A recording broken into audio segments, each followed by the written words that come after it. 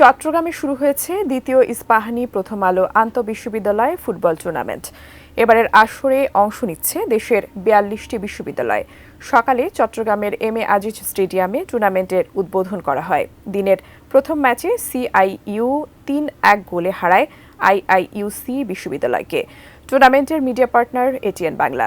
চট্টগ্রাম থেকে আদিত্য সুমনের তোলা ছবিতে সহকর্মী মনিরুল ইসলাম পারভেজের তথ্যে প্রতিবেদন। গোলের খেলা ফুটবল, আর এই গোল প্রাপ্তির মধ্য দিয়ে এই বাঁধভাঙা আনন্দ জানান দিচ্ছে কতটা আগ্রহ নিয়ে এই টুর্নামেন্টের অপেক্ষায় ছিল শিক্ষার্থীরা। এই খেলাকে কেন্দ্র করে যেন উৎসবে মেতে উঠেছে চট্টগ্রামের শিক্ষার্থীরাও। সকালে বেলুন উড়িয়ে বর্ণাঢ্য আয়োজনে এই টুর্নামেন্টের উদ্বোধন করা হয়।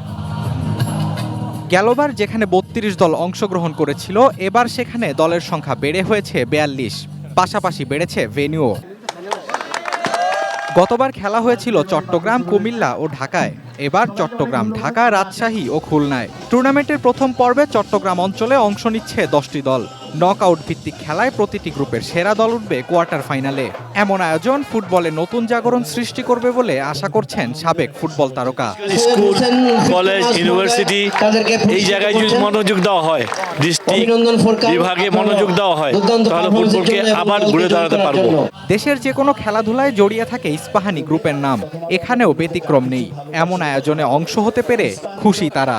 চট্টগ্রামের ইস্পাহানিয়া পাইনিয়ার ফুটবল লিগ গত 40 বছর ধরে ইস্পাহানি স্পন্সর করে। এটার বিশ্ববিদ্যালয় লেভেলে আমরা এটা করছি। টুর্নামেন্ট শেষ হওয়ার পর সারা বছর এখান থেকে ভালো প্লেয়ারদেরকে নিয়ে একটা এঙ্গেজমেন্ট প্রোগ্রাম করা, যাতে তারা সবসময় খেলার মধ্যে থাকে এবং ভালো খেলোয়াড় বের হয়। আলটিমেটলি তো যাতে ন্যাশনাল টিমকে 2-4 জন প্লেয়ার সার্ভ করতে পারে, এটাও একটা আমাদের লক্ষ্য এখান থেকে।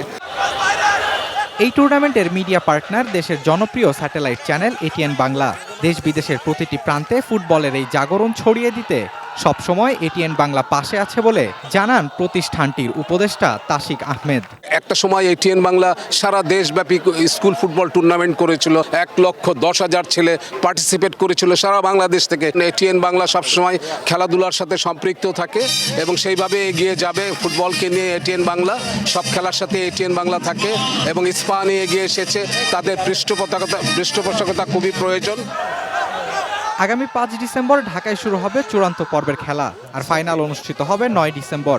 উদ্বোধনী অনুষ্ঠানে অন্যান্যদের মধ্যে আরও উপস্থিত ছিলেন ইস্পাহানি গ্রুপের ব্যবস্থাপনা পরিচালক মির্জা শাকির ইস্পাহানি, পরিচালক আলী ইস্পাহানি, প্রথম আলোর যুগ্ম সম্পাদক বিশ্বজিৎ চৌধুরী, সাফজয়ী বাংলাদেশ নারী ফুটবল দলের সদস্য Rituparna Chakma, Krishnarani Sarkar. Sheikh Tanvir Hasan Arif, sports desk, ATN news.